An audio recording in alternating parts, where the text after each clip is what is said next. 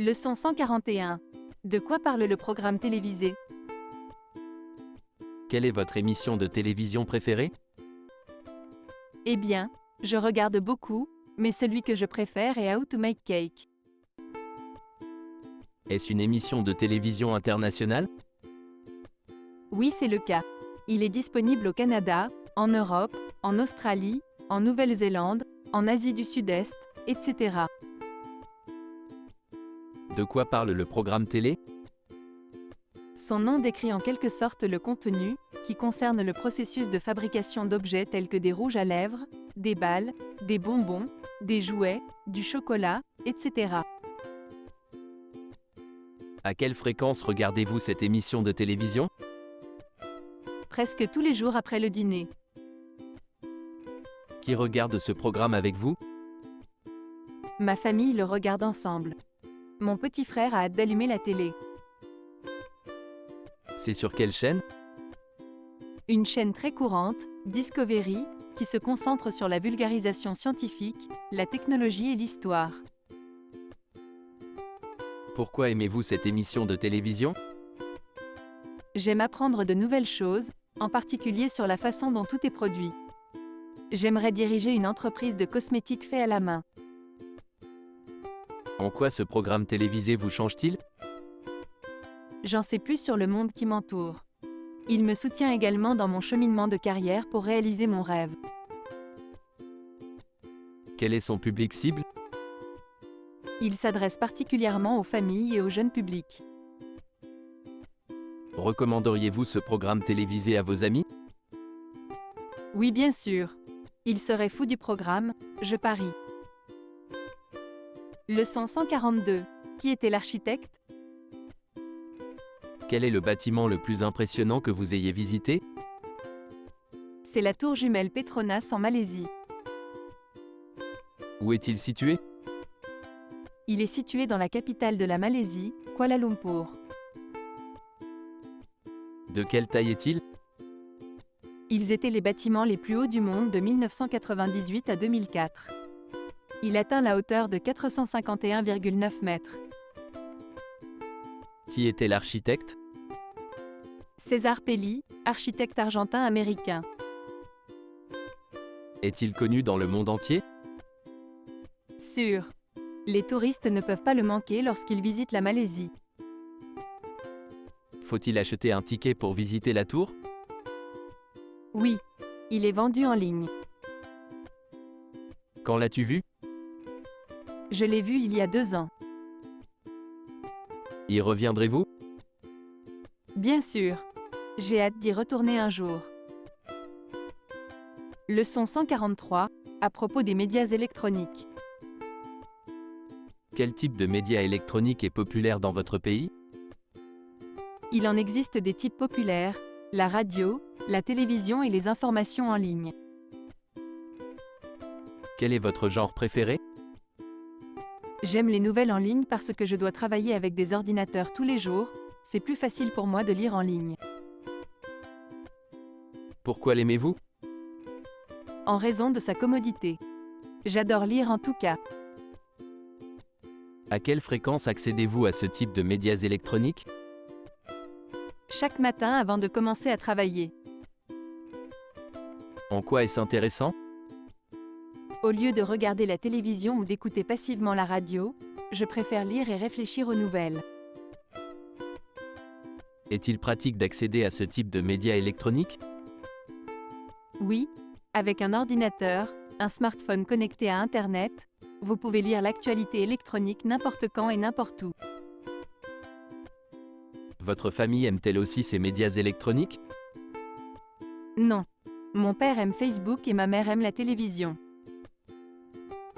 Comment les médias de masse ont-ils changé récemment?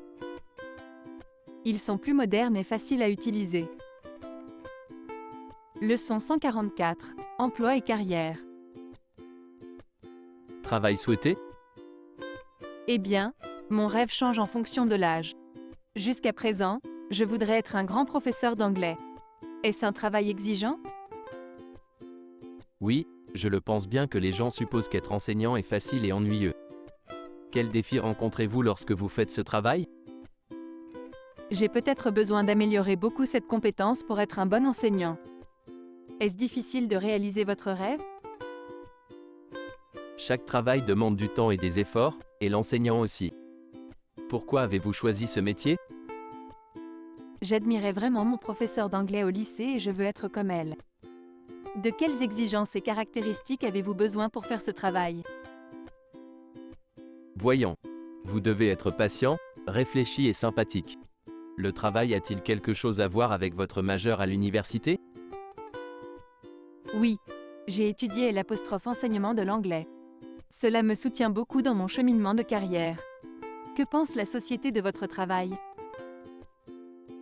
Je ne suis pas tout à fait sûr, mais je suis fier d'être un enseignant, un travail d'honneur. Gagnez-vous beaucoup d'argent avec ce travail? Pas du tout. Enseignant est l'un des emplois les moins bien rémunérés de mon pays. Avez-vous déjà pensé à quitter votre emploi? Je n'y avais pas pensé avant, mais je crois en ce que je fais en ce moment. Je suis d'accord avec toi aussi. L'enseignant est un très bon travail et important pour les jeunes. Il contribue beaucoup à notre société future. Leçon 145. Compétition et concours.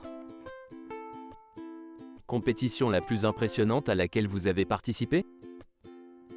J'ai participé à un concours d'éloquence, organisé par mon université l'année dernière. De quoi s'agissait-il? Le concours était de trouver le meilleur orateur public de l'université. Y avait-il beaucoup de participants au concours? Oui, il y avait environ 500 participants au total. Quel prix as-tu obtenu? Eh bien, je n'ai pas obtenu un prix très élevé, mais ce n'était pas grave, j'étais quand même content du résultat. Que pourriez-vous apprendre de la compétition? J'ai appris à développer des idées pour un discours à côté de quelques conseils sur le langage corporel dans la prise de parole en public. Avez-vous dû beaucoup vous préparer pour la compétition? Oui, je l'ai fait.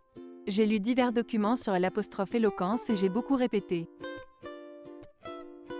Comment avez-vous connu le concours? Le concours était annoncé dans l'apostrophe affiche de l'école. As-tu fait de ton mieux alors? Oui, je pense que oui. Après la compétition, je sais que je dois essayer plus. Le concours est-il utile, selon vous? Sûr. Il aide les élèves à acquérir des compétences non techniques et à devenir plus confiants dans la vie.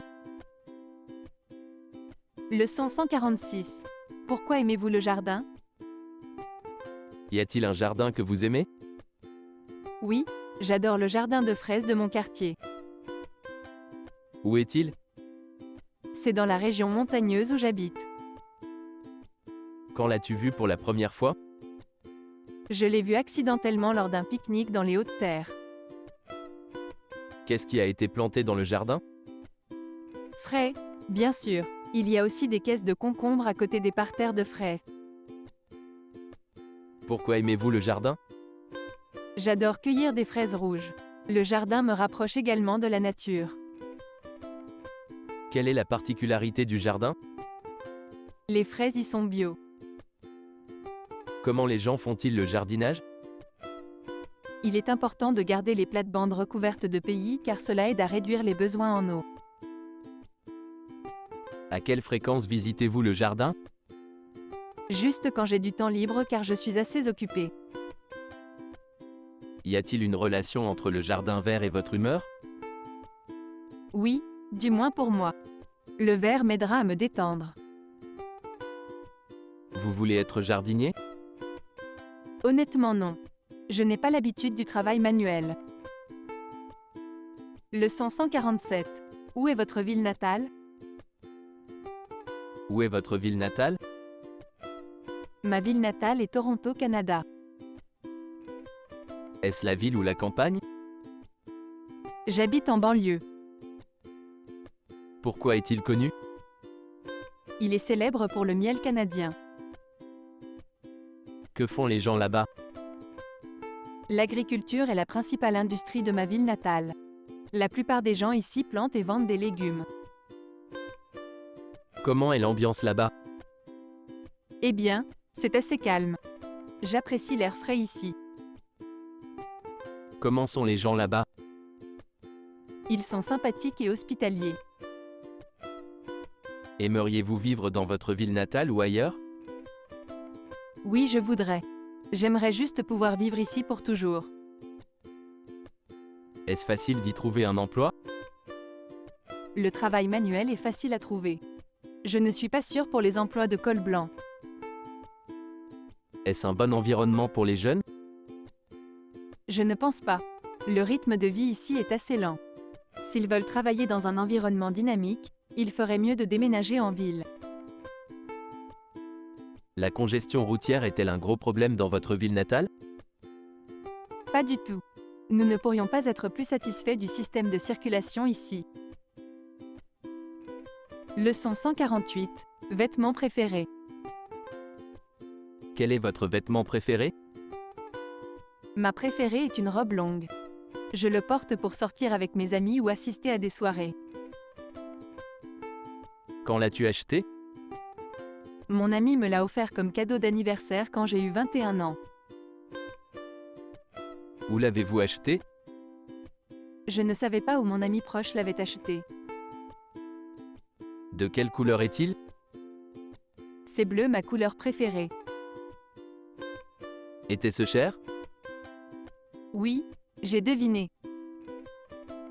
Pourquoi l'aimes-tu? Eh bien, je suis un peu petit et dodu, donc c'est difficile de trouver un vêtement qui me va parfaitement, mais celui-là me va. J'aime aussi la couleur et le style. Les vêtements aident-ils à construire votre marque personnelle? Oui, je suis d'accord avec elle dans une certaine mesure. Je crois toujours que la marque personnelle peut être construite de l'intérieur plutôt que de l'extérieur.